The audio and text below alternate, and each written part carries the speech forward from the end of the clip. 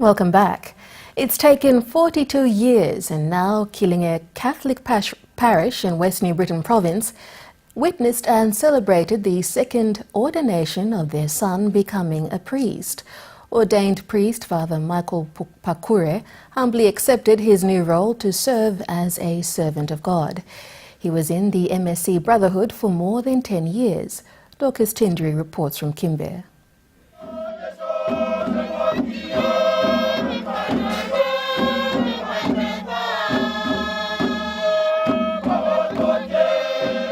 People as far from Bariai to Siasi attended Saturday's ordination of Father Michael Peccary, who became Killinge Village's second man to be blessed and made a priest. People can make him you stuff walk man, no witness. Belong like belong God, now belong passing in true. They make him you come up couple of walk man, belong one bell passes. The main celebrant at the St. Joseph Catholic Parish was Bishop William Fay. Invited guests included Governor Cecilio Motherwell. Father Michael Peccary, who has been a teacher for 10 years before wholly accepting God's call to take up the priesthood, is looking forward for the many challenges he will now face. Me like work missionary go long way place, long way lo papa mama, long way lo culture. Me behind him Jesus, na me behind him cross. Me go long hub where me looking by that challenge. Behind him, Jesus Christ. Killinge Parish has grown in number and need more men to become priests. Dorcas Tindri, NBC National News, Kimber. Overseas, this week one of Britain's deadliest but least well-known naval force celebrates its 100th anniversary. The Coastal Marine Force was founded during the First World War, and it earned more gallantry medals than any other branch of the Navy. They were the Navy within a Navy. The small, fast coastal boats that helped change the tactics of maritime warfare.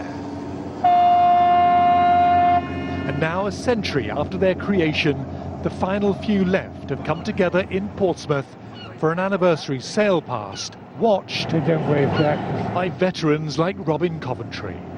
He was a junior officer assigned to this nimble but deadly seaborne force. We were just going out to make trouble, and that often enough we did, not only for ourselves but for the Germans as well, which was lucky.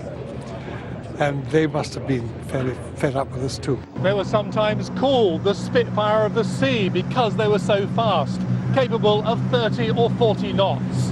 Their enemies had never seen anything like them.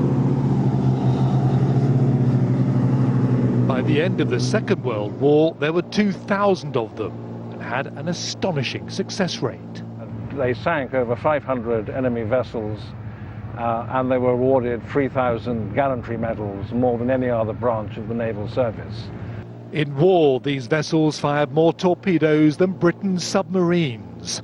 100 years of lethal sea power in a miniature navy that didn't shrink in the face of great danger.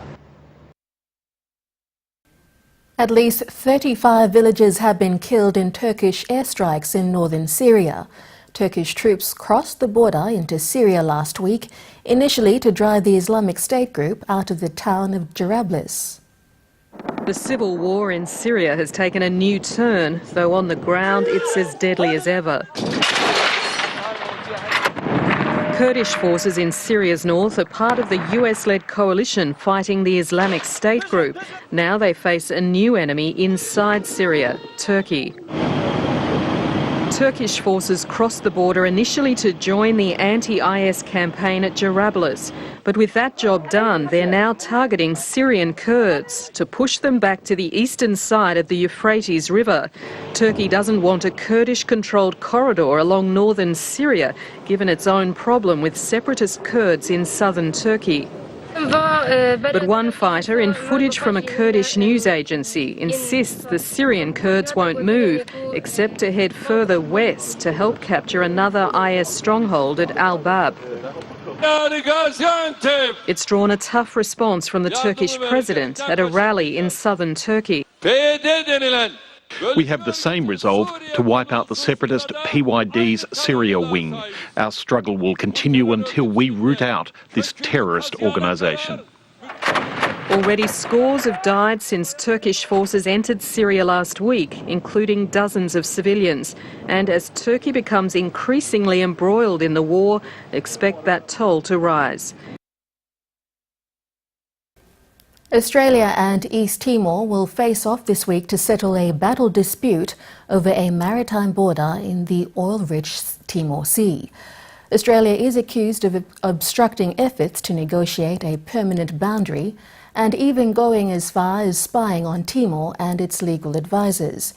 The United Nations will now intervene, and with vast oil and gas reserves on the line, both countries stand to lose billions of dollars. The International Court of Justice in The Hague. It's a long way from East Timor, but it's where Timor's leaders will go to resolve a decades-long dispute with Australia. At stake, billions of dollars worth of gas and oil that lie in the Timor Sea.